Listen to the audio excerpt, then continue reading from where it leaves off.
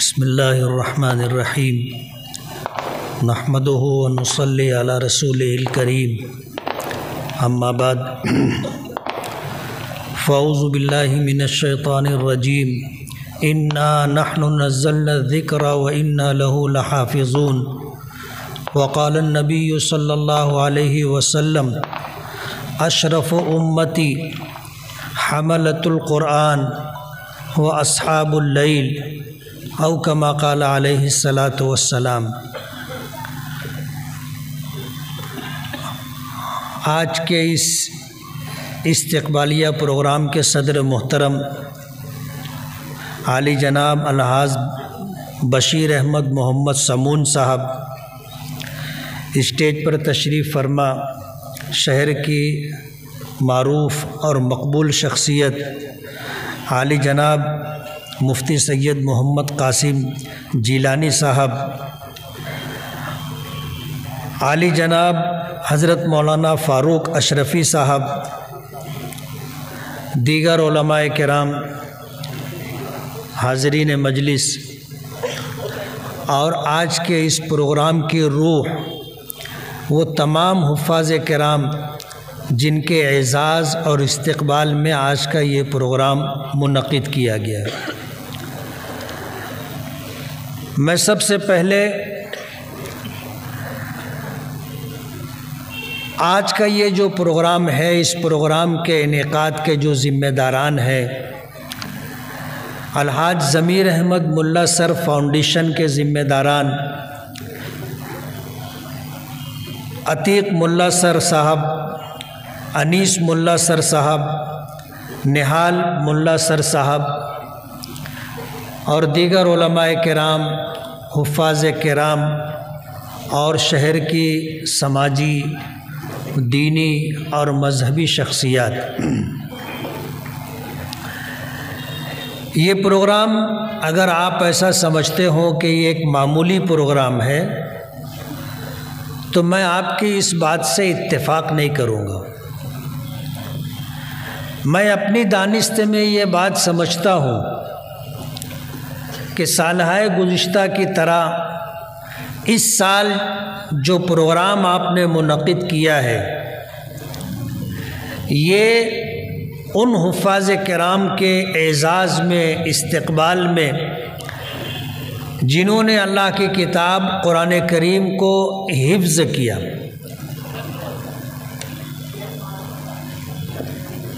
ان کی ہمت افزائی، ان کی حوصلہ افزائی کے لیے آپ نے کیا ہے۔ اللہ پاک آپ کے اس جذبے کو قبول فرمائے اور دونوں جہاں میں اس کا بہترین صلہ عطا فرمائے۔ مفتی محمد قاسم جیلانی صاحب نے جو بات اپنے گراں قدر خطاب میں فرمائی ہے کہ دنیاوی اعتبار سے اگر کسی کو کوئی کامیابی ملتی ہے تو دنیا دار حضرات ان کی حوصلہ افزائی کرتے، لیکن جو لوگ دین کا درد رکھتے اور دینی اعتبار سے کسی کے عالم بن جانے پر، کسی کے حافظ بن جانے پر، کسی کے قاری بن جانے پر اور کسی کے قاضی بن جانے پر مبارکباد پیش کرتے ہیں، ان کی اس مبارکبادی کے پیچھے خاص جذبہ ہوتا ہے، اور وہ جذبہ یہ ہے کہ جن لوگوں کی قدردانی اللہ پاک نے کی ہے، جن لوگوں کی قدردانی اور ان کے مقام و مرتبے کو اللہ کے نبی صلی اللہ علیہ وسلم نے بیان فرمایا ہے، یہ حضرات ان کی ہمت افزائی کر رہے ہیں اور یہ معمولی بات نہیں ہے۔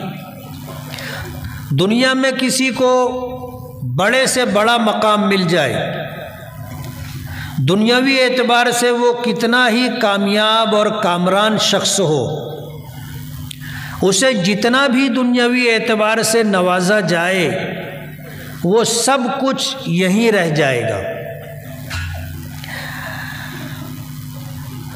اس شخص کے ساتھ ان میں سے کوئی چیز بھی آخرت میں نہیں جائے گی۔ ڈاکٹر ہو، انجینئر ہو، پروفیسر ہو، اور دنیاوی اور عصری تعلیم سے جو ڈگری اس نے حاصل کی ہے، اس ڈگری سے آخرت میں اسے کیا فائدہ ہوگا، اس کی کوئی ضمانت قرآن کریم میں اللہ پاک کی طرف سے، احادیث پاک میں نبی کریم صلی اللہ علیہ وسلم کی طرف سے نہیں دی گئی۔ کوئی گارنٹی نہیں ہے، کوئی ضمانت نہیں۔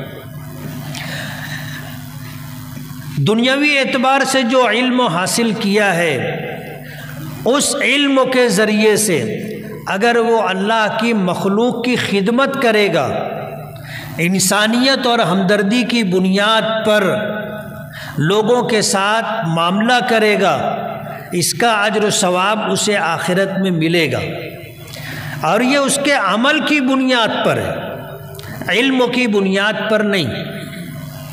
کہنے والوں نے کہا ہے کہ یہ دنیاوی علوم جتنے بھی ہیں، اگر اسے جانچا جائے، پرکھا جائے، تولا جائے، اور اس سے کیا نتیجہ حاصل ہوتا ہے اگر اس کو دیکھا جائے، تو یہ علم نہیں ہے، یہ ہنر ہے۔ اور ہنر سے آدمی کیا حاصل کرتا ہے آپ کو پتہ ہے؟ کسی کے پاس ہنر ہوتا ہے، اپنے اس ہنر کو استعمال کر کے وہ دنیا حاصل کرتا ہے۔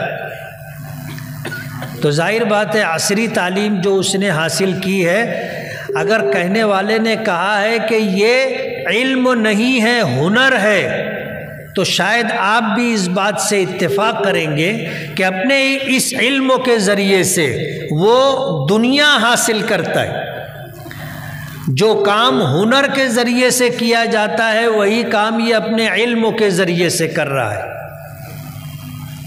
ماضی میں ان حاملین قرآن اور حاملین علوم نبویہ کو تنخواہ نہیں دی جاتی تھی، بلکہ ایسے لوگوں کی سرپرستی اور ان کے نان و نفقے کا انتظام حکومت وقت کیا کرتی تھی، یعنی اسلامی حکومت ہوتی تھی، وہ اسلامی حکومت ان کو وظیفہ دیا کرتی تھی تاکہ ان کا گزر بسر ہوتا رہے اور وہ اللہ کے دین کی خدمت کرتے رہے۔ اور ظاہر بات ہے جب یہ چیز باقی نہیں رہی تو حالات کے پیش نظر علماء کرام نے اس بات کی گنجائش پیدا کی کہ علم باقی رہے، علم دین باقی رہے، قرآن کریم کا علم و احادیث نبویہ کا علم باقی رہے، اس کے لیے گزر بسر کا انتظام کرنا ضروری ہے۔ اگر گزر بسر کا انتظام نہیں کیا جائے گا تو آج کے اس دور میں قرآن کریم پڑھانے والے، نبی کریم صلی اللہ علیہ وسلم کی احادیث پڑھانے والے کتنے ایسے افراد ملیں گے جو اپنی ذمہ داری پر پڑھائیں اور تنخواہ نہ لیں؟ ظاہر بات ہے گنے چنے لوگ ہوں گے اور دین ضائع ہو جائے گا، اور یہ دین ضائع نہ ہو، لوگوں کے درمیان یہ دین رائج رہے، اس کے لیے یہ گنجائش رکھی گئی۔ ان حفاظ کرام آج جن کے اعزاز میں یہ پروگرام رکھا گیا ہے، دنیاوی اعتبار سے چاہے ان کا کوئی مقام آپ کے علم میں ہو نہ ہو، اور جو علماء کرام ہیں، جو حفاظ کرام ہیں، چاہے ان کو وہ اعزاز و اکرام اس دنیا میں، وہ مقام و مرتبہ اس دنیا میں نہ ملے جس کے وہ مستحق اور حقدار ہیں، لیکن آخرت میں یہی لوگ سرخرو اور کامیاب ہوں گے۔ دنیا میں جو لوگ اللہ کو نہیں مانتے، کسی دھرم کو نہیں مانتے، ناستک ہیں، دہریہ ہیں، وہ لوگ بھی اس بات سے اتفاق کرتے ہیں کہ یہ دنیا ہمیشہ رہنے کی جگہ نہیں ہے، بلکہ یہ ایک عارضی اور وقتی طور پر انسانوں کو دی گئی ہے۔ نبی کریم صلی اللہ علیہ وسلم کی وہ حدیث مبارک آپ نے سنی ہوگی کہ یہ دنیا کیا ہے؟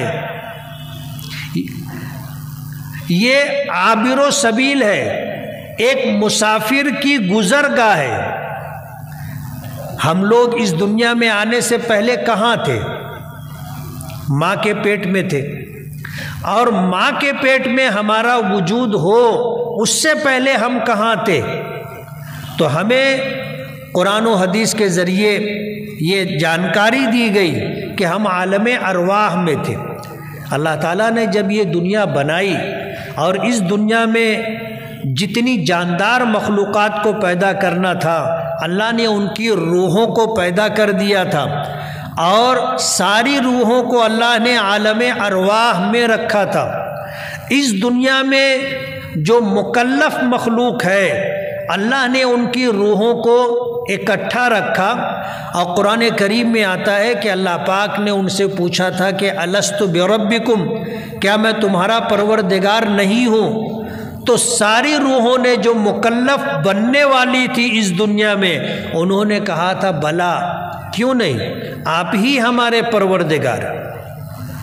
یہی وجہ ہے کہ جتنی روحیں عالم ارواح میں تھیں، جب وہ وہاں سے منتقل ہو کر کے ماں کے پیٹ میں وجود پانے والے بچے کے جسم میں ڈالی گئی، اور پھر وہ بچہ ایک مقررہ وقت گزار کر ماں کے پیٹ سے اس دنیا میں آیا، تو نبی کریم صلی اللہ علیہ وسلم نے اس بچے کے متعلق یہ فرمایا، وہ بچہ چاہے مسلمان کے گھر پیدا ہو، وہ بچہ کسی عیسائی کے گھر پیدا ہو، کسی یہودی کے گھر پیدا ہو، کسی پارسی کے گھر پیدا ہو، کسی جین کے گھر پیدا ہو، کسی بھی دھرم اور مذہب کا ماننے والا یا نہ ماننے والے کے گھر پیدا ہو، حضور نے اس کے متعلق فرمایا کل مولود یولد علی الفطرہ، ہر بچہ دین فطرت پر پیدا کیا جاتا ہے۔ نبی کریم صلی اللہ علیہ وسلم سے پوچھا گیا تھا کہ وہ بچے انسانوں کے جو نابالغی کی حالت میں انتقال کر جاتے ہیں، مکلف ہونے کا زمانہ نہیں پایا، وہ بچے کہاں ہوں گے مرنے کے بعد؟ نابالغی کی حالت میں انتقال کر گئے، وہ جنت میں رہیں گے یا جہنم میں رہیں گے؟ امام بخاری رحمۃ اللہ علیہ نے ایسی حدیثیں عنوان قائم فرما کر ایسی حدیثیں بخاری شریف میں ذکر کی کہ نبی کریم صلی اللہ علیہ وسلم سے جب پوچھا گیا تو آپ نے سکوت فرمایا، خاموشی اختیار کی، اور وجہ اس کی یہ تھی کہ یہ فیصلہ اللہ پاک کو کرنا ہے، اور اللہ پاک نے اس تعلق سے اپنے نبی کو علم نہیں دیا تھا، تو اس علم کے ملنے سے پہلے آپ نے خاموشی اور سکوت اختیار فرمایا، اور جب آپ کو اس کا علم دے دیا گیا تو آپ نے یہ فرمایا ہر وہ بچہ چاہے وہ کسی کے بھی گھر پیدا ہوا ہو، اس کے ماں باپ کسی بھی دھرم کسی بھی مذہب کے ماننے والے ہوں، یا ایسے ماں باپ ہوں جو دین و مذہب کو دھرم کو نہ مانتے ہوں، یہ بچہ جو نابالغی کی حالت میں انتقال کر گیا یہ جنت میں رہے گا۔ وجہ اس کی یہ ہے کہ اس نے مکلف ہونے کا زمانہ نہیں پایا، بالغ ہونے سے پہلے اس بچے کا یا بچی کا انتقال ہو گیا، تو عالم ارواح میں اس نے اللہ تعالیٰ کی ربوبیت کا اقرار کیا تھا۔ جب اللہ پاک نے پوچھا تھا کہ الست بربکم، کیا میں تمہارا پروردگار نہیں ہوں، تو اس نے جواب دیا تھا بلا، کیوں نہیں، آپ ہی ہمارے پروردگار ہیں۔ اس اقرار پر اللہ پاک اسے جنت عطا کریں گے۔ اور پھر جب بچہ بالغ ہو جاتا ہے تو بالغ ہونے کے بعد اب وہ مکلف ہو گیا، اب یہ دیکھا جائے گا کہ اس نے اللہ تعالیٰ کی ربوبیت، اللہ تعالیٰ کی الوہیت، اللہ تعالیٰ کی وحدانیت کو مانا یا نہیں مانا، جس کو ایمان کہا جاتا ہے۔ اس دنیا کے بنانے والے پروردگار نے جب یہ دنیا بنائی اور اس دنیا میں جتنی مخلوقات اللہ نے پیدا کرنا چاہی اور پیدا کی، اللہ تعالیٰ کی ربوبیت، الوہیت اور وحدانیت کا اقرار کرے گا، جس کو ایمان کہتے ہیں، تو یہ ایمان والا بندہ ہوگا۔ اور پھر یہ اللہ کو اگر راضی کر کے، اللہ کو خوش کر کے ایمان و نیک اعمال کے ساتھ دنیا سے جائے گا تو اس کی آخرت بنے گی۔ بالغ ہونے کے بعد اس کے تعلق سے فیصلہ ایمان اور نیک اعمال پر ہوگا۔ جو شخص اس دنیا سے ایمان کے ساتھ گیا، اس دنیا سے اللہ اس کے رسول کی اطاعت و فرما برداری کرتے ہوئے گیا، وہ شخص آخرت میں سرخرو اور کامیاب ہوگا۔ اس تمہیدی بات کے ساتھ میں یہ کہنا چاہوں گا کہ یہ جو بچے جنہوں نے قرآن کریم حفظ کیا ہے، آخرت میں یہ معمولی لوگ نہیں ہوں گے، یہ معمولی لوگ نہیں ہوں گے۔ آخرت میں ان کا جو مقام و مرتبہ ہوگا قرآن کریم حفظ کرنے کی وجہ سے، نبی کریم صلی اللہ علیہ وسلم نے اس کی تفصیلات احادیث پاک میں ذکر کیے۔ اللہ پاک نے اپنے لیے جو خطاب رکھا تھا، وہ خطاب اللہ پاک نے قرآن کریم یاد کرنے والوں کو بھی عطا کیا۔ قرآن کریم کی آیت میں نے پڑھی، انا نحن نزلنا الذکر وانا لہ لحافظون۔ اللہ پاک فرماتے ہیں کہ قرآن کریم کو ہم نے نازل کیا اور قرآن کریم کی ہم ہی حفاظت کرنے والے۔ اللہ نے فرمایا وَإِنَّا لَهُ لَحَافِظُونَ، ہم ہی اس کی حفاظت کرنے والے ہیں۔ حافظ کے معنی حفاظت کرنے والا۔ اللہ نے یہ لفظ، یہ خطاب اپنے لیے قرآن کریم میں ذکر کیا ہے، لیکن اللہ کے بندوں میں سے جو لوگ قرآن کریم یاد کر لیتے ہیں اور یاد کرنے کے بعد اللہ پاک ان کو بھی حافظ کا خطاب دیتے۔ ماضی میں احادیث نبویہ کو یاد کرنے والے افراد بھی ہوا کرتے تھے، جیسے آج قرآن کریم یاد کیا جاتا ہے، ماضی میں حدیثیں بھی یاد کی جاتی تھی۔ تو جو شخص 1,00,000 حدیثیں سند کے ساتھ یاد کرتا تھا اس کو حافظ حدیث کہا جاتا تھا، اس کو حافظ حدیث کہا جاتا تھا۔ اور جو شخص قرآن کریم کی 6,666 آیتیں یاد کر لے اس کو حافظ قرآن کہا جاتا ہے۔ اور قرآن کریم کے تعلق سے اللہ پاک نے یہ ذمہ داری لی کہ ہم نے نازل کیا ہے، ہم نے ہی نازل کیا ہے اور ہم اس کی حفاظت کرنے والے ہیں۔ تو حفاظت کرنے والوں میں اللہ پاک نے ان لوگوں کو بھی رکھا ہے جو اللہ کے کلام کو، اللہ کی کتاب کو زبانی یاد کر لیتے، وہ بھی حافظ کہلاتے۔ اب ظاہر بات ہے جو خطاب اللہ نے اپنے لیے رکھا، اس خطاب میں اللہ نے ان لوگوں کو بھی شامل کیا جنہوں نے اللہ کی کتاب قرآن کریم کو، جو کلام الہی ہے، اس کو یاد کرنے کے لیے مشقت اٹھائی، اس کو یاد کرنے کے لیے جد و جہد کی، دن رات ایک کیا، اور کئی سالوں کی محنت کے بعد وہ حافظ قرآن بنے۔ نبی کریم صلی اللہ علیہ وسلم نے فرمایا اشرف امتی حملۃ القرآن و اصحاب اللیل۔ غالباً ابو داؤد شریف کی روایت ہے، حضور پاک صلی اللہ علیہ وسلم نے فرمایا میری امت میں سب سے زیادہ شرف، سب سے زیادہ عزت و احترام پانے والے وہ لوگ ہیں جو قرآن کریم کے حافظ ہیں، اور وہ لوگ ہیں جو رات کی تنہائی میں، رات کے اخیر حصے میں اٹھ کر کے تہجد پڑھنے والے، اصحاب اللیل۔ حضور پاک صلی اللہ علیہ وسلم نے اپنی امت میں ایسے لوگوں کے متعلق فرمایا کہ یہ وہ لوگ ہیں جن کو اللہ سب سے زیادہ عزت اور سب سے زیادہ شرف عطا کرتا ہے۔ حافظ قرآن اور تہجد گزار لوگ۔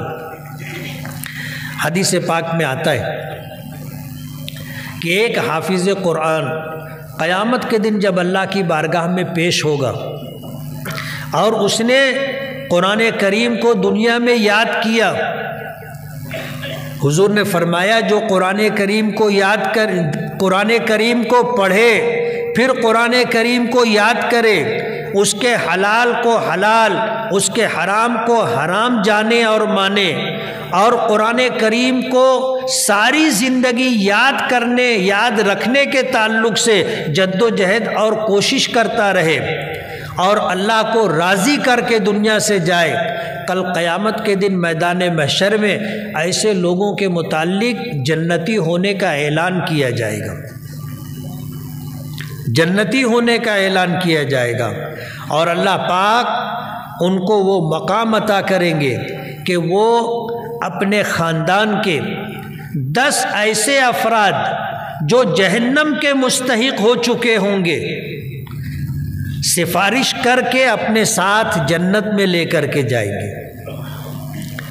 میدان محشر کا کیا حال ہوگا؟ قرآن کریم میں اللہ پاک نے ذکر فرمایا کہ وہ دن کیسا دن ہوگا، یوم یفر المرء من اخیہ و امہ و ابیہ و صاحبتہ و بنیہ لکل امرئ منہم یومئذ شأن یغنیہ۔ وہ دن ایسا ہوگا کہ بھائی بھائی سے بھاگے گا۔ دنیا میں بھائی بھائی کی سائٹ لیتا ہے، جانبداری برتتا ہے، لیکن میدان محشر میں بھائی بھائی کو دیکھ کر کے بھاگے گا، یہ بھی بھاگے گا اور وہ بھی بھاگے گا۔ ایسا نہیں ہے کہ ایک ملنا چاہتا ہو دوسرا بھاگ رہا ہو، دونوں ایک دوسرے سے بھاگیں گے۔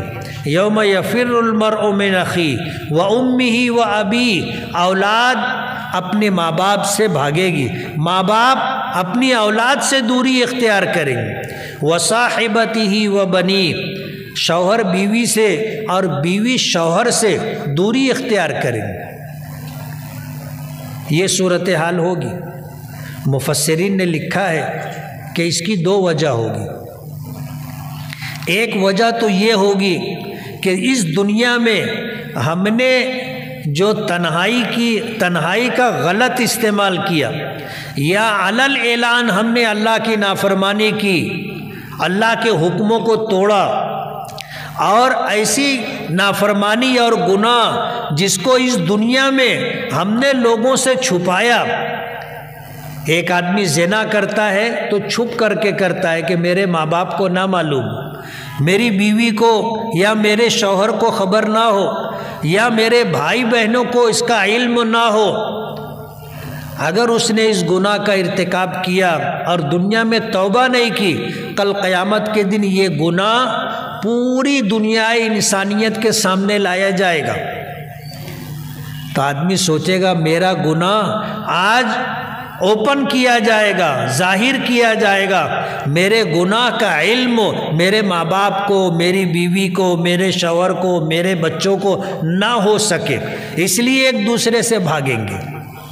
مفسرین نے دوسری وجہ یہ ذکر کی ہے کہ وہ دن ایسی شدید محتاجگی کا دن ہوگا کہ ہر آدمی نفسی نفسی میں مبتلا ہوگا، ہر ایک کو اپنے متعلق یہ فکر دامن گیر ہوگی کہ میری نجات کیسے ہوگی۔ اور جب وہ اپنی زندگی کا جائزہ لے گا تو اسے یہ احساس ہوگا کہ میرے پاس اتنی نیکیاں نہیں ہیں کہ میں نجات پا سکوں۔ اپنے لوگوں سے آدمی بھاگے گا کہ کہیں لوگ مجھ سے نیکی نہ مانگ لے۔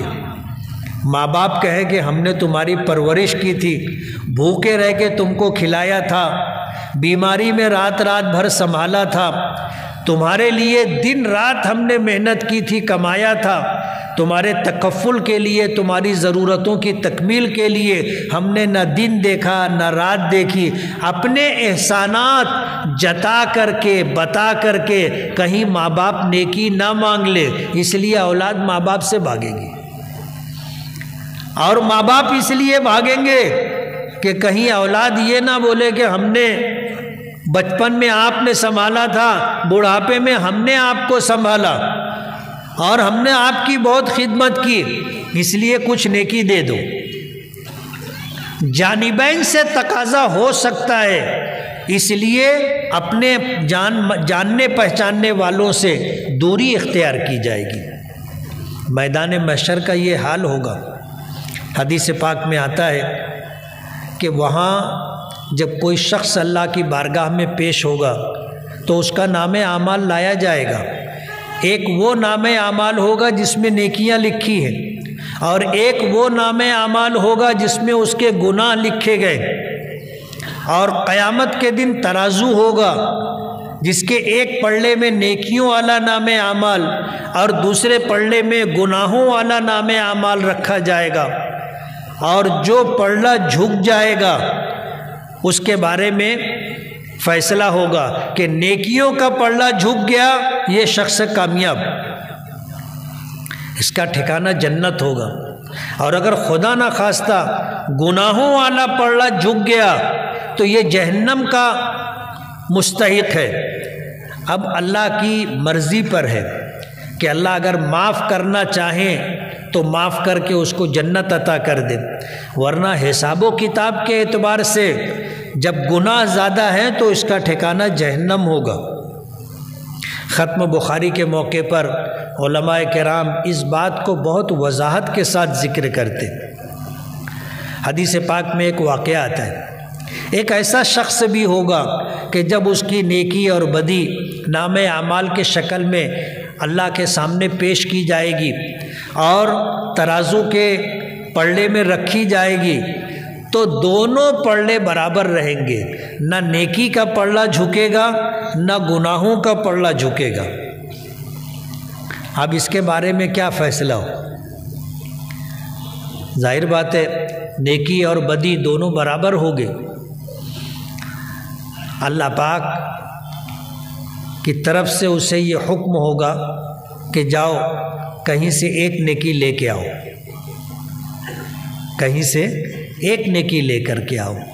حدیث پاک میں آتا ہے کہ وہ میدان محشر میں لوگوں سے ایک نیکی کی بھیک مانگتا پھرے گا کہ یار مجھے ایک نیکی دے دو، مجھے ایک نیکی دے دو، مجھے ایک نیکی دے دو۔ کوئی دینے کے لیے تیار نہیں ہوگا۔ ہر ایک کو اپنی نجات کی فکر دامن گیر ہوگی کہ میرا کیا ہوگا، ابھی تو میرا حساب و کتاب ہونا باقی ہے، کہیں ایسا نہ ہو کہ میں اس کو نیکی دے دوں اور وہی ایک نیکی مجھ کو کم پڑ جائے۔ وہ آدمی پریشان ہوگا، گھومتا رہے گا، ایک شخص کے پاس جائے گا، نیکی مانگے گا تو وہ کہے گا تو مانگنے کے لیے نکلا ہے، سب اپنے آپ کو لے کر کے پریشان ہے اور تو نیکی مانگتا پھر رہا ہے۔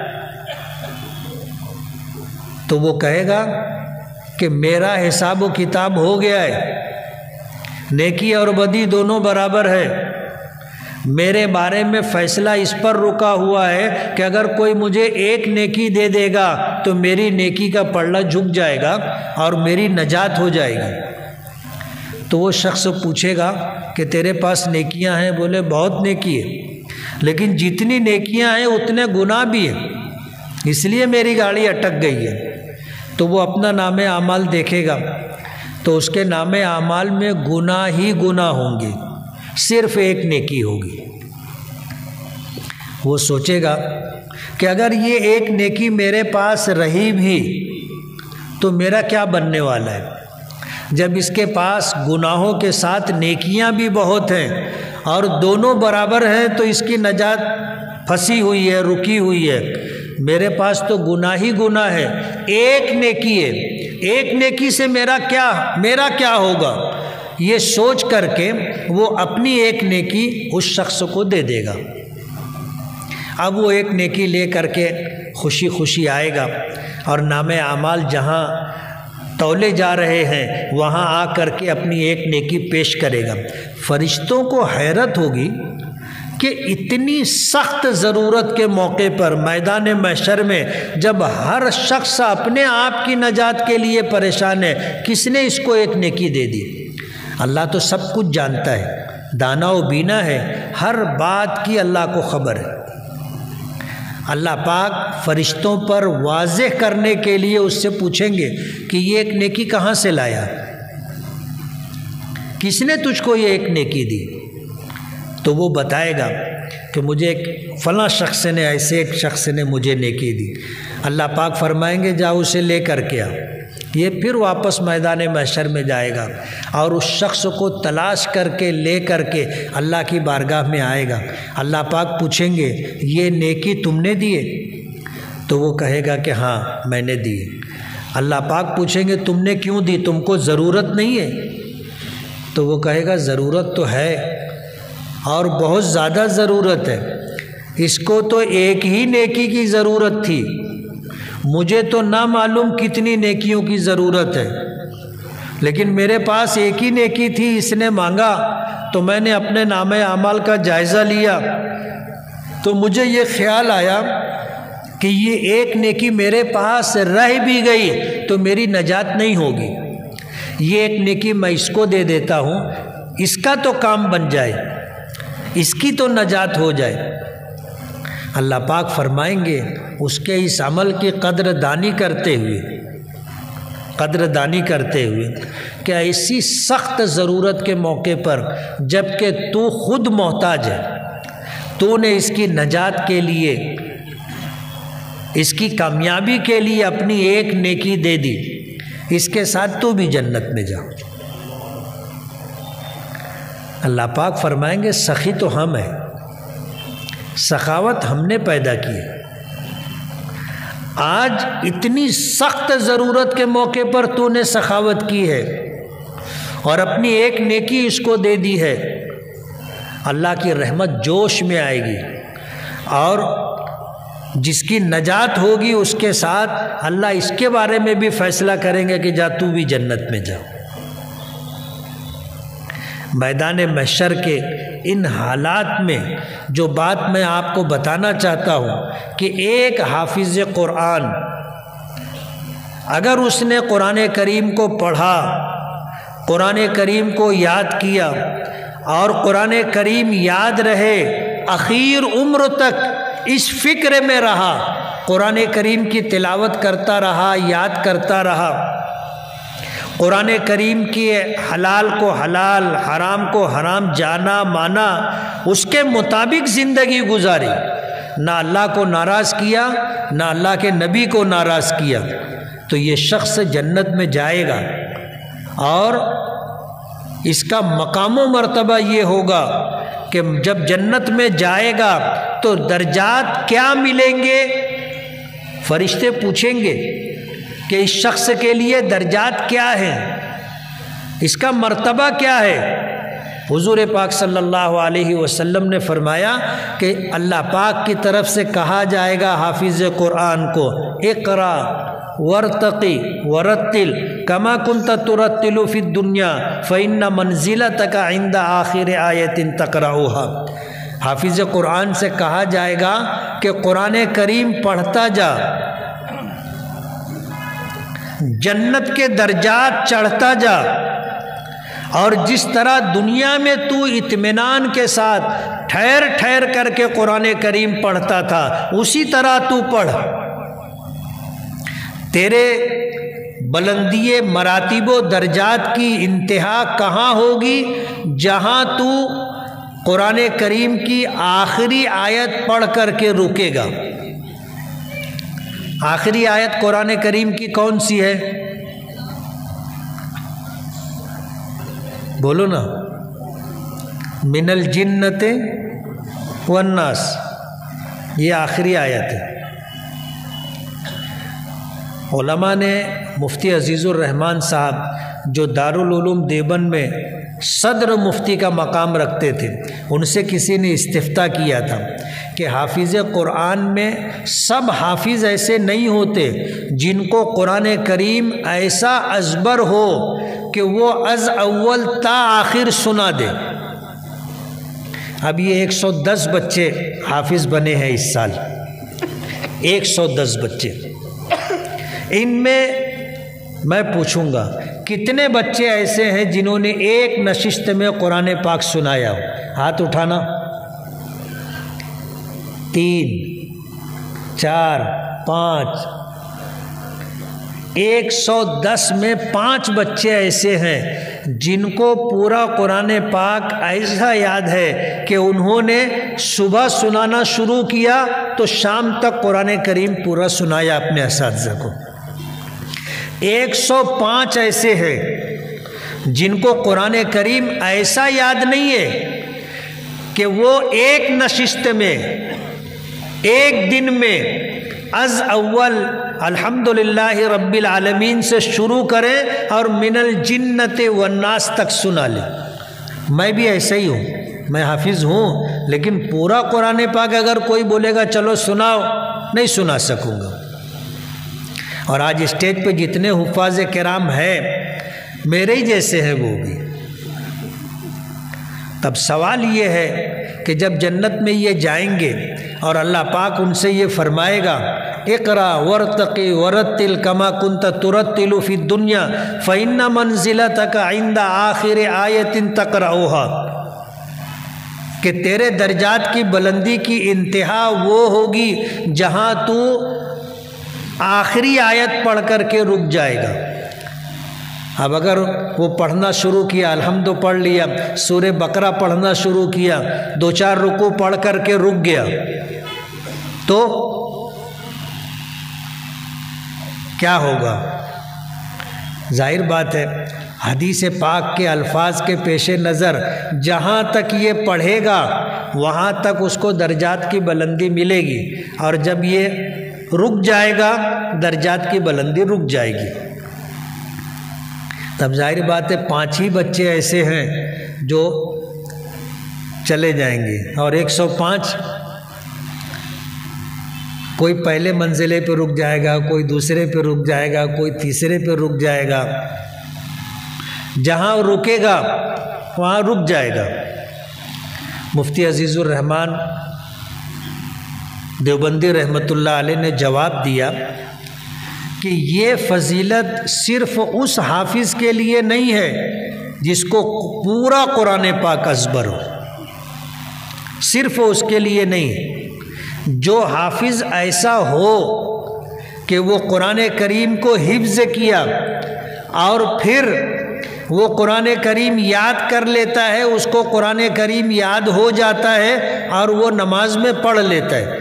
جیسے آج رمضان سر پر ہے، چند دنوں کے بعد رمضان آئے گا، جو لوگ تراویح میں قرآن پاک سناتے ہیں وہ روزانہ یاد کرتے، پارا، سوا پارا، 1.5 پارا جو سنانا ہوتا ہے اس کو پورا دن یاد کرتے رہتے اور اتنا یاد کر کے تراویح میں سنا دیتے۔ مفتی صاحب نے فتویٰ دیا کہ جو حافظ قرآن کریم حفظ کرے اور پھر اس کی تلاوت کرتا رہے، چاہے اس کو پورا قرآن پاک ازبر نہ ہو لیکن جتنی ضرورت ہے اتنا یاد کر لیتا ہے اور نماز میں پڑھ لیتا ہے، اس کے لیے بھی یہ فضیلت ہے۔ کل قیامت کے دن جنت میں جانے کے بعد اللہ پاک اپنی مدد شامل حال فرمائیں گے۔ جیسے تراویح میں حافظ پڑھتا پڑھتا کہیں بھول گیا، گاڑی رک گئی تو پیچھے سے اس کو کیا ملتا ہے؟ لقمہ ملتا ہے، کھانے والا نہیں۔ نماز میں کھائیں گے تو نماز ٹوٹ جائے گی، اس کو لقمہ ملتا ہے، یعنی پیچھے سے اس کی رہنمائی کی جاتی ہے، آگے کا اسے بتایا جاتا ہے کہ آگے کی آیت یہ ہے یا آگے آیت کا یہ حصہ ہے۔ جب اتنا بتا دیتے وہ پھر پڑھنے لگتا ہے، اب پڑھتا رہتا ہے، 20 رکعت میں جتنا پڑھنا ہے اتنا سنا لیتا ہے۔ تو کل قیامت کے دن جنت میں حافظ قرآن کو بھی اللہ پاک لقمہ دیں گے، جہاں رکے گا اس کو بتائیں گے پھر وہ چلے گا، پھر جہاں رکے گا اس کو بتائیں گے پھر چلے گا، یہاں تک کہ وہ من الجنت والناس تک پہنچ جائے گا۔ مگر شرط یہ ہے کہ جس کو قرآن پاک ازبر نہیں ہے وہ قرآن پاک کی روزانہ تلاوت کرتا رہا ہو اور قرآن پاک کو یاد کرنے کی فکر میں مبتلا ہو۔ ورنہ وعید ہے کہ جو شخص قرآن کریم حفظ کرے اور پھر اس کو بھلا دے، اور قرآن کریم بھلایا کس طرح جاتا ہے اور سینے سے کس طرح نکل جاتا ہے، حضور نے فرمایا کہ جو لوگ حافظ بننے کے بعد قرآن کریم کی فکر نہیں کرتے، اس کو یاد کرنے کی جد و جہد نہیں کرتے، چھوڑ دیتے، تو قرآن کریم اس کے سینے سے اس اونٹ کے مقابلے میں جلدی نکل جاتا ہے جس اونٹ کو اس کے مالک نے باندھا نہ ہو۔ جس اونٹ کو باندھا نہ جائے تو وہ اونٹ رکتا نہیں ہے، نکل جاتا ہے، اب کہاں جائے گا پتہ نہیں۔ حافظ اگر قرآن کریم کی حفاظت کی فکر نہ کرے تو یہ اللہ کا کلام ہے، اور اللہ تعالیٰ بہت غیور ہے، غیرت مند ہے۔ ایسا شخص جو قرآن کریم حفظ کرنے کے بعد اس کے حفظ کی فکر نہ کرے، چھوڑ دے، تلاوت نہیں کرتا اور بھول گیا، تو کل قیامت کے دن اللہ پاک اسے اندھا اٹھائیں گے۔ کیسا اٹھائیں گے؟ حافظ لوگ بولو، کیسا اٹھائیں گے؟ اللہ پاک میدان محشر میں اندھا اٹھائیں گے۔ وہ کہے گا لما حشرتنی اعمی، کہ اللہ ہم تو دنیا میں آنکھ والے تھے، آپ نے ہمیں اندھا کیوں کر دیا؟ اللہ پاک فرمائیں گے کہ تم نے میرے قرآن، میرے کلام کے ساتھ جو بے وقعتی کا معاملہ کیا، اتنی بڑی نعمت میں نے تمہیں عطا کی تھی، اور تم نے ایسی ناقدری کی کہ نہ دن میں اس کی تلاوت کی، نہ رات میں اس کی تلاوت کی، اور یہ قرآن میرا کلام تمہارے سینے میں محفوظ رہے، تم نے اس کی فکر نہیں کی، تم نے مجھے بھلا دیا، آج میں نے تمہیں بھلا دیا۔ پورے میدان محشر میں سب دیکھیں گے کہ یہ اندھا ہے، اور اعلان ہوگا کہ یہ اس لیے اندھا ہے کہ اللہ پاک نے اسے نوازا تھا، اپنا خطاب عطا کیا تھا، اپنا کلام اس کے سینے میں جمع کر دیا تھا، اس کے بعد اس نے قرآن کریم کو یاد کر کے بھلا دیا، اس لیے آج اللہ نے اس کو بھی اپنی رحمت سے محروم کر دیا، اور اس کی آنکھ، اس کی بینائی اللہ نے چھین لی، اندھا رہے گا۔ اب ظاہر بات ہے اگر اس کے بارے میں اللہ پاک کا یہ فیصلہ ہوتا ہے تو پھر وہ جنت میں کہاں جانا اور درجات کی بلندی کا پانا، یہ سب خواب و خیال کی بات ہے۔ اس لیے حدیث پاک میں آتا ہے کہ جس کو اللہ نے حفظ قرآن پاک کی نعمت عطا کی، وہ اللہ نے اس کو بہت نوازا، اتنا نوازا کہ اگر وہ دنیا میں کسی کا اچھا مکان دیکھ کر کے، اچھی دکان دیکھ کر کے، اچھی سواری دیکھ کر کے، اچھا کپڑا دیکھ کر کے، اس کی مالداری اور امیری دیکھ کر کے یہ سوچے کہ اللہ نے مجھ سے زیادہ اس کو نوازا ہے، تو حضور نے فرمایا کہ اس نے حفظ قرآن پاک کی اہانت کی، ناقدری کی ہے۔ اس لیے حافظ قرآن کو یہ بات یاد رکھنا چاہیے کہ اللہ نے جو دولت تمہیں عطا کی ہے، اس دولت کا دنیا کی کوئی نعمت مقابلہ نہیں کر سکتی۔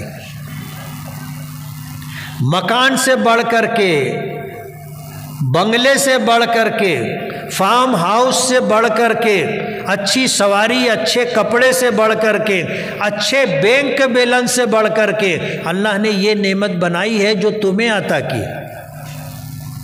اس لیے حافظ قرآن کو روزانہ اس نعمت کے ملنے پر اللہ کا شکر ادا کرنا چاہیے، اور شکر دو طرح کا ہوتا ہے۔ ایک زبانی شکر، آدمی کہے الحمدللہ، کہے اللہم لک الحمد والشکر، کہ اللہ تمام تعریفیں اور شکر کی تمام تر باتیں صرف تیرے لیے، یہ ایک زبان سے کہے۔ اور عملی طور پر اس کا شکریہ یہ ہے کہ روزانہ قرآن کریم کی تلاوت کرے۔ آج اتنا بڑا مجمع ہے علماء بھی ہیں، حفاظ بھی ہیں، اور ایسے لوگ بھی ہیں کہ جنہوں نے قرآن کریم پڑھنا سیکھا ہے۔ میں پوچھوں گا کہ کتنے ایسے لوگ ہم میں ہیں جنہوں نے آج قرآن کریم کی تلاوت کی ہے نماز چھوڑ کر کے؟ نماز میں تو سورہ فاتحہ پڑھنا ہی پڑھنا ہے، سورہ فاتحہ کے بعد کوئی سورت یا کوئی کچھ آیتیں تو پڑھنا ہی پڑھنا ہے۔ اس کو چھوڑ کر کے کتنے لوگوں نے آج قرآن کریم کی تلاوت کی ہے؟ ہاتھ اٹھانا۔ آزو بازو میں دیکھو لوگ قرآن کریم کی کیسی ناقدری کرتے ہیں، کیسی ناقدری کرتے ہیں کہ انہوں نے پورا دن رات گزر گئی، قرآن کریم کو پڑھا بھی نہیں، تلاوت بھی نہیں کی۔ کل قرآن کریم اللہ کی بارگاہ میں کھڑا ہوگا اور اللہ سے اپنے حق کا مطالبہ کرے گا۔ ہر ایمان والا جب اللہ کے سامنے آئے گا تو قرآن کریم بھی آئے گا اور اپنا حق مانگے گا کہ آپ نے اس کو ایمان دیا تھا، اس کو قرآن دیا تھا، اس نے میری کتنی تلاوت کی، میرا حق ادا کیا کیا؟ پوچھے گا۔ اگر اس نے دنیا میں میرا حق ادا نہیں کیا تو مجھے میرا حق دلوایا جائے۔ قرآن کریم کا حق کیا ہے؟ علماء کرام نے آپ کو بتایا ہوگا۔ امام اعظم ابو حنیفہ رحمۃ اللہ علیہ فرماتے ہیں کہ قرآن کریم کا حق یہ ہے کہ اس کو زندگی میں ایک مرتبہ مکمل پڑھا جائے، یہ فرض ہے۔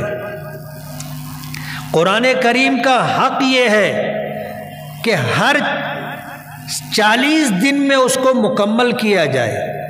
قرآن کریم کا حق یہ ہے کہ اس کے حلال کو حلال، حرام کو حرام جانے بھی اور مانے بھی، یہ قرآن کریم کا حق ہے۔ آج جو لوگ کل کی رات گزر گئی، آج کا پورا دن گزر گیا، قرآن کریم کو کھول کر کے بھی نہیں دیکھا، اور اپنے مسلمان ہونے پر فخر بھی کرتے۔ میاں بیوی نے مشورہ کیا کہ ہم کو امام صاحب کی دعوت کرنی۔ اب وہ شخص مسجد میں آیا، نماز پڑھا، نماز پڑھنے کے بعد اس نے امام صاحب سے کہا کہ امام صاحب آپ کی ہمارے گھر دعوت۔ امام صاحب نے دعوت قبول کر لی۔ جب گھر کھانا کھانے کے لیے گئے تو بیوی کچن میں تھی اور شوہر جو ہے چٹائی بچھایا، دسترخوان بچھایا، پانی لانے گیا، پلیٹ لانے گیا۔ اب جو دعوت میں کھانا کھلانا تھا، روٹی ہے، چاول ہے، سالن ہے، وہ لانے آنے گیا۔ امام صاحب جہاں بیٹھے تھے بازو میں ٹیبل پر کچھ روپیے رکھے ہوئے تھے۔ جب یہ گیا تو امام صاحب نے وہ روپیے اٹھائے، دیکھا قرآن کریم رکھا ہوا تھا، اسے اٹھایا، قرآن کریم کھولا، اس میں وہ پیسہ رکھ کر کے اس کو وہاں پہ رکھ دیا۔ اب دعوت کھا لی، چلے آئے۔ امام صاحب کے چلے جانے کے بعد جب بیوی ادھر کمرے میں آئی تو اس نے دیکھا کہ پیسہ تو غائب ہے۔ اس نے اپنے شوہر سے پوچھا کہ کیا جی پیسہ آپ نے اٹھایا ہے؟ تو بولے کیسا پیسہ؟ بولے یہاں رکھا تھا، میں نے رکھا تھا، اٹھانا بھول گئی تھی۔ اب بیوی نے بھی پیسہ نہیں لیا، شوہر نے بھی پیسہ نہیں اٹھایا، تو دونوں کے دل میں یہ بات آئی کہ امام صاحب لے گئے۔ برابر ہے؟ اگر ہم ہوتے تو یہی سوچتے نا کہ امام صاحب آئے تھے، یہی بازو میں بیٹھے تھے، اور امام صاحب نے دیکھا موقع ہے، کوئی دیکھنے والا نہیں ہے، امام صاحب نے اٹھا لیا۔ اب کیا کریں، دونوں کسی نتیجے پر نہیں پہنچ پائے۔ بیوی نے شوہر سے کہا کہ تم جاؤ امام صاحب سے پوچھو کہ وہ پیسہ لے گئے ہیں کیا؟ تو اس نے کہا کہ میری تو ہمت نہیں ہے امام صاحب سے پوچھنے کی۔ تھوڑے دن تک یہ تذبذب رہا، اس شخص نے اس مسجد میں نماز پڑھنا چھوڑ دی۔ کیوں چھوڑ دی؟ بولے امام صاحب میرے گھر آئے تھے اور ہاتھ صاف کر کے گئے، ان کے پیچھے کیا نماز پڑھنا۔ کچھ دن گزرے، پھر میاں بیوی نے کہا کہ چلو جانے دو، اگر امام صاحب لے بھی گئے ہوں گے تو معاف کر دو۔ دونوں کا مشورہ ہوا، انہوں نے معاف کر دیا۔ پھر وہ شخص اس مسجد میں آنے جانے لگا، نماز پڑھنے لگا۔ ایک موقع آیا سال پورا ہونے پر، اس نے پھر کہا امام صاحب سے کہ امام صاحب آپ کی میرے گھر دعوت ہے۔ امام صاحب نے پھر قبول کر لی۔ اب جب گھر گئے تو گھر جانے کے بعد میاں بیوی نے مشورہ کر لیا تھا کہ امام صاحب سے پوچھیں گے، تو انہوں نے امام صاحب سے پوچھا کہ امام صاحب پچھلے سال ہم نے آپ کی دعوت کی تھی، آپ ہمارے گھر آئے تھے اور ہم نے آپ کی ضیافت کی تھی، یہاں ٹیبل پر پیسہ رکھا ہوا تھا، آپ نے وہ پیسہ اٹھایا تھا؟ امام صاحب رونے لگے۔ امام صاحب رونے لگے۔ یہ دونوں میاں بیوی پریشان ہو گئے کہ یار یہ تو پوچھنا مصیبت ہو گیا۔ ہم نے پوچھا، اب امام صاحب رونے لگے، اب کریں تو کیا کریں؟ ہمت کر کے شوہر نے پوچھا کہ امام صاحب رو کیوں رہے؟ ہمارے پوچھنے پر آپ کو تکلیف ہوئی ہے تو ہم کو معاف کر دینا۔ امام صاحب نے کہا کہ تمہارے پوچھنے پہ نہیں رو رہا، مجھے رونا اس پر آیا کہ سال بھر کا عرصہ گزر گیا، یہاں پیسہ رکھا ہوا تھا، وہ پیسہ اٹھا کر کے میں نے قرآن کریم میں رکھ دیا تھا، اگر تم ایک مرتبہ بھی قرآن کریم اٹھاتے کھولتے تو تم کو تمہارا پیسہ مل جاتا۔ اس کا مطلب یہ ہوا کہ تم نے سال بھر قرآن کریم کو ہاتھ نہیں لگایا۔ مجھے رونا اس پر آ رہا ہے۔ آج ہمارے لیے بھی رونے کا مقام ہے کہ اتنے بڑے مجمع میں چند لوگ ہیں جنہوں نے آج قرآن کریم کی تلاوت کی، اور ظاہر بات ہے اگر ہم نے آج نہیں کی تو ہر دن ہمارا ایسے ہی گزرتا ہوگا کہ ہم قرآن کریم نہیں پڑھتے ہوں گے۔ یہ قرآن کریم کی ناقدری ہے، اس کے حق کو ضائع کرنا ہے، اس لیے روزانہ قرآن کریم پڑھنا چاہیے۔ پڑھیں گے؟ ذرا ہاتھ اٹھانا، کون کون پڑھے گا؟ کم لوگ اٹھائے۔ پڑھیں گے نا؟ ضروری نہیں ہے کہ آپ پورا پارا پڑھیں، آپ ایک رکوع پڑھے، 2 رکوع پڑھے، پاؤ پارا پڑھے، جیسا جس کو وقت ملے، آدھا پارا پڑھے، 1 پارا پڑھے۔ 1 پارا پڑھنے میں جو حافظ نہیں ہے اس کو آدھا گھنٹہ لگے گا، جو حافظ ہیں ان کو کچھ سہولت رہتی ہے، 2-5 منٹ پہلے ختم کر لیں گے، آدھا گھنٹہ لگے گا۔ اگر آپ یکمشت آدھا گھنٹہ نہیں دے سکتے، ایک ساتھ 1 پارا نہیں پڑھ سکتے، تو آپ 5 نمازوں کے آگے پیچھے اگر 4 رکوع بھی پڑھیں گے تو آپ کا پارا پورا ہو جائے گا۔ یعنی فجر کی نماز کے لیے گئے، آپ 5 منٹ 10 منٹ تلاوت کر لیں، ظہر کے وقت میں 5-10 منٹ تلاوت کر لیں، عصر مغرب عشاء میں آپ 5-10 منٹ تلاوت کر لیں، تو روزانہ آپ کا 1 پارا ہو جائے گا، اور آپ کو محسوس بھی نہیں ہوگا، آپ کا کسی کام میں کوئی حرج نہیں ہوگا۔ اور روزانہ آپ قرآن کریم کا 1 پارا پڑھیں گے تو 1 مہینے میں آپ کا 1 قرآن مکمل ہوگا، اور 12 مہینے میں 12 قرآن آپ مکمل کر لو گے۔ حدیث پاک میں آتا ہے کہ جب قرآن کریم کی تلاوت کی جاتی ہے تو ہر حرف پر 1 نیکی ملتی ہے، اور جو 1 نیکی کرے گا اللہ تعالیٰ اسے اپنے فضل سے 10 نیکی دیں گے۔ اور اگر یہی قرآن پاک نماز میں پڑھا جائے تو ہر حرف پر اللہ 100 نیکی دیں گے، اور یہ کم سے کم ہے۔ واللہ یضاعف لمن یشاء، اور اللہ جس کے لیے چاہے گا اس کے اخلاص کے بقدر اللہ تعالیٰ اتنی نیکیاں بڑھا کر کے دے گا۔ آج آپ کو شاید اس کا پتہ نہ چلے، لیکن کل قیامت کے دن جب نام اعمال آئیں گے اور آپ کا نام اعمال قرآن کریم کی تلاوت کی وجہ سے نیکیوں سے بھرا ہوا ہوگا تو آپ بھی خوش ہو جائیں گے اور لوگ آپ کے اوپر رشک کریں گے کہ یار کتنا خوش قسمت آدمی ہے، زندگی اس کو بھی ملی تھی، مجھے بھی ملی تھی، لیکن اس نے تلاوت کے ساتھ گزاری، اس کے نام اعمال نیکیوں سے بھرے ہوئے ہیں، اور میں نے کبھی قرآن کریم اٹھایا نہیں تھا، پڑھا نہیں تھا، تو آج یہاں اپنی گاڑی پھنس گئی۔ موت برحق ہے۔ جو ناستک اور دہریہ ہوتا ہے وہ بھی اس بات کو دیکھتا ہے کہ یہ دنیا ہمیشہ رہنے والی نہیں ہے، اور اس دنیا میں آنے والے ہمیشہ نہیں رہتے، سب کو جانا ہے۔ کیوں؟ اس لیے کہ وہ دیکھتا ہے کہ اس کے بھی اماں ابا مر گئے، اس کے بھی رشتہ داروں میں پاس پڑوس میں میت ہوتی رہتی ہے۔ جو آخرت کو نہیں مانتا، جو اللہ اس کے رسول کو نہیں مانتا، وہ بھی مرتا ہے۔ اس لیے ناستک اور دہریے لوگ بھی مانتے ہیں کہ موت برحق ہے۔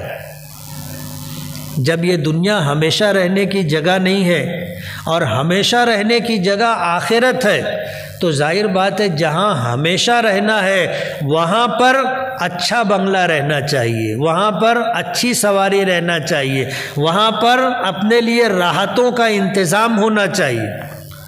اس لیے آج اگر اس دنیا میں علماء کی اور حفاظ کرام کی قدر نہیں ہے تو علماء اور حفاظ کو اس بارے میں دبلا نہیں ہونا چاہیے۔ کل میدان محشر میں یہ علماء اور حفاظ ہی شہسوار ہوں گے، ان کی نکل پڑی ہوگی، یہ خود بھی جنت میں جائیں گے اور انشاءاللہ دوسروں کو بھی لے کر کے جائیں گے۔ آج اس دنیا میں چاہے ان کی قدر نہ ہو، لیکن آخرت میں مقام و مرتبہ تو ان کا ہی ہوگا۔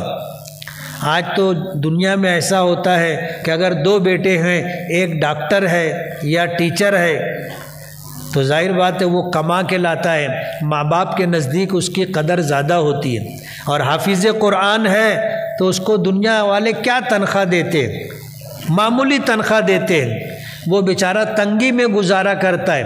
ماں باپ ڈاکٹر کو اور ٹیچر کو زیادہ اہمیت دیتے، حافظ کو، عالم کو اتنی اہمیت نہیں دیتے، لیکن کل قیامت کے دن ان ماں باپ کو پتہ چلے گا کہ دنیا میں ہم جس کے گن گایا کرتے تھے اور جس کی تعریف کیا کرتے تھے، آج آخرت میں ہمارے کوئی کام نہیں آیا۔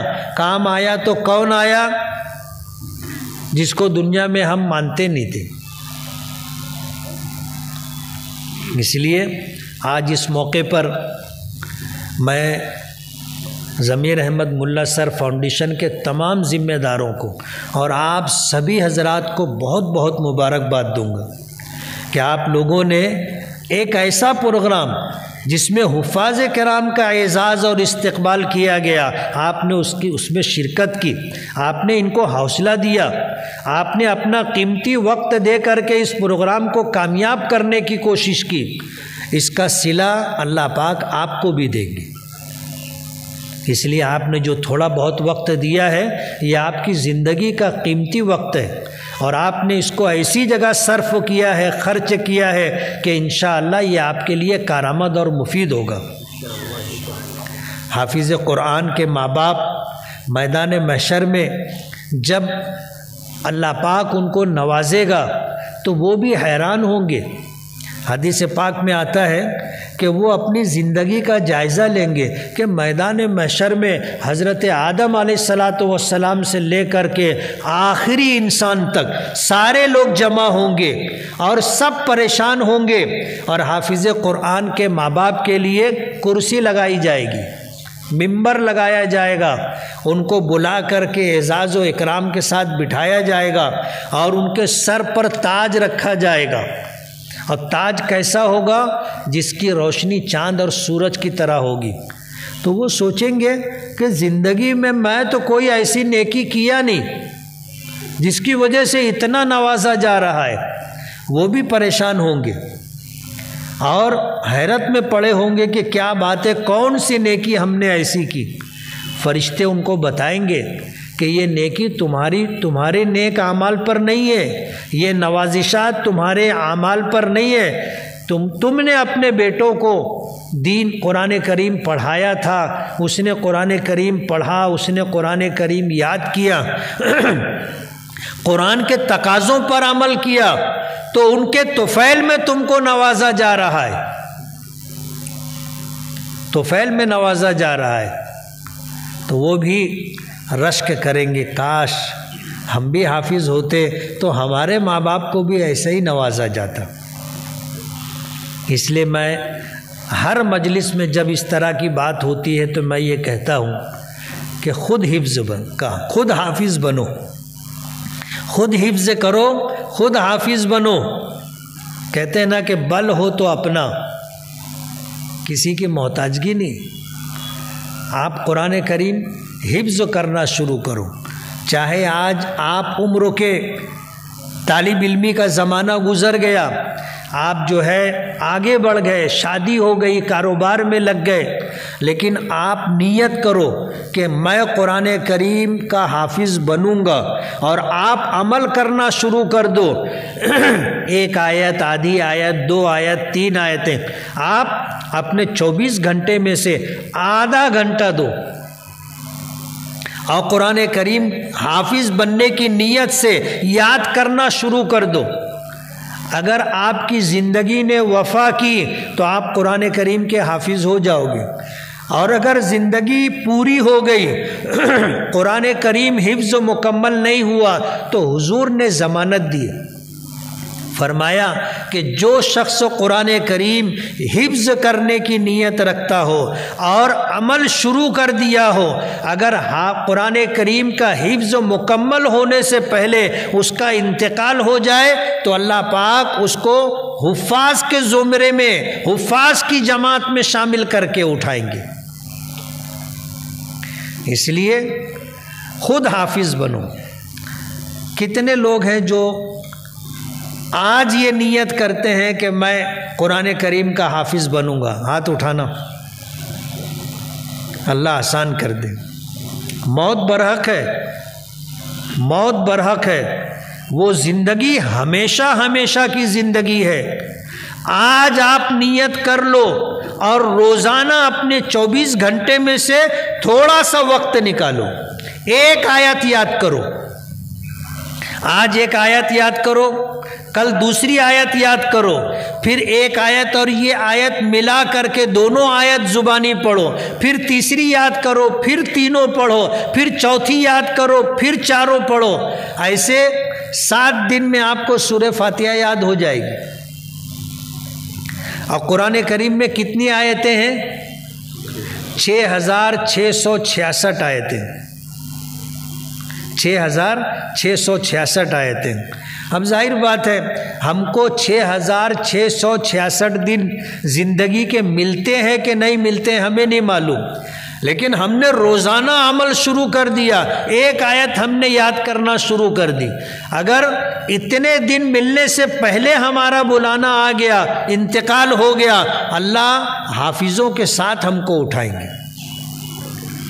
اور اگر ہم نہیں کر سکے، اپنے بچوں کو حافظ بناؤ، اپنے بچوں کو حافظ بناؤ۔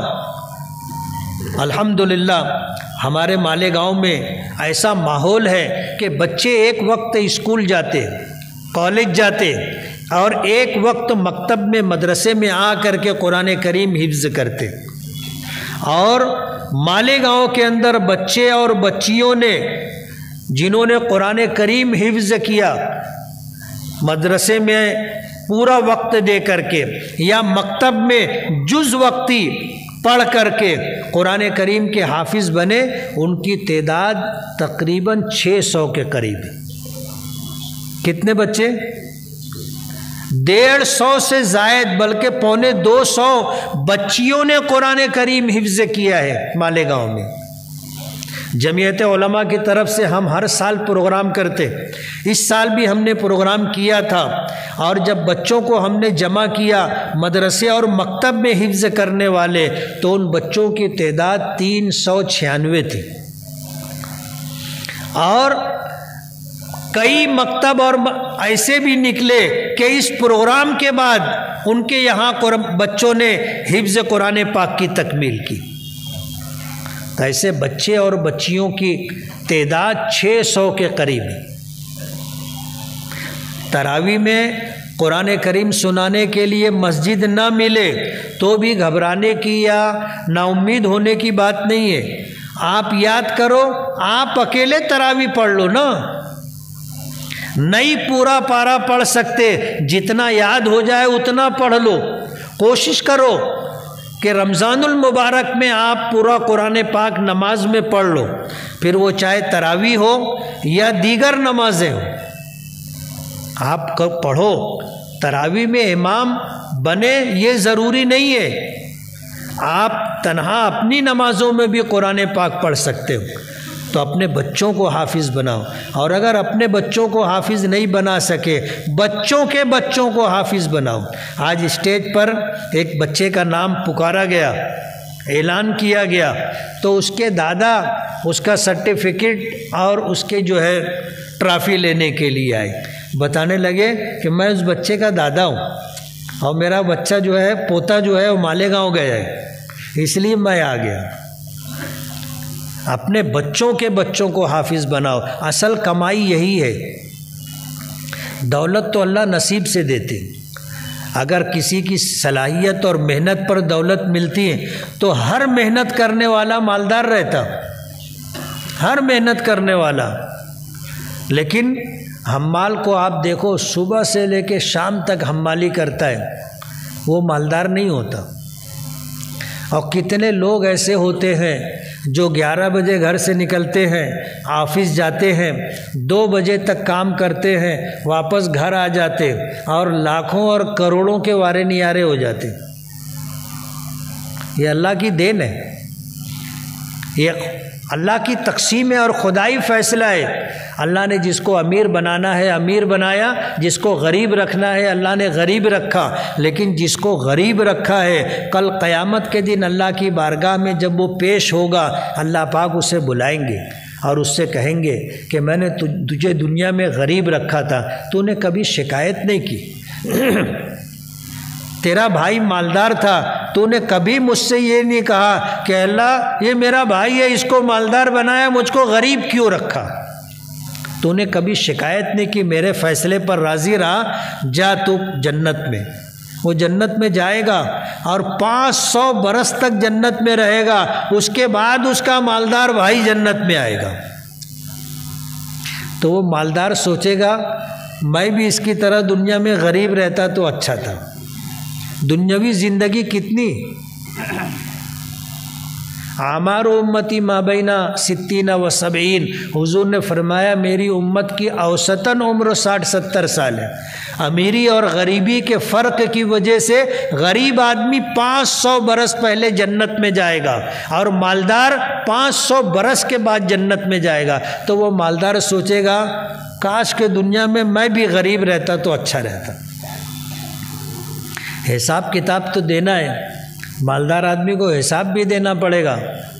من این اکتسبہ وفیما انفقا، مال کہاں سے کمایا یہ بھی حساب دینا ہوگا، وفیما انفقا، اور کہاں خرچ کیا اس کا بھی حساب دینا پڑے گا۔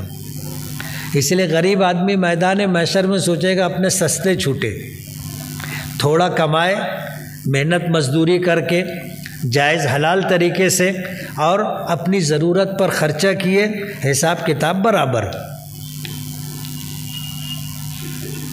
میں بہت بہت مبارکباد دوں گا جن لوگوں نے اس پروگرام کا انعقاد کیا، اور ان حفاظ کرام کو اور ان کے ماں باپ کو، کہ یہ اصل کمائی ہے۔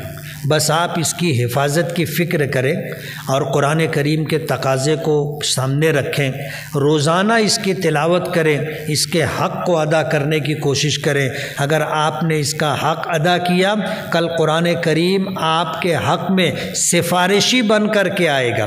حدیث پاک میں آتا ہے کہ قرآن بھی آ کر کے سفارش کرے گا کہ اللہ اس نے میرا حق ادا کیا اور میری دن میں رات میں تلاوت کی، اس کے حق میں میری سفارش قبول فرما۔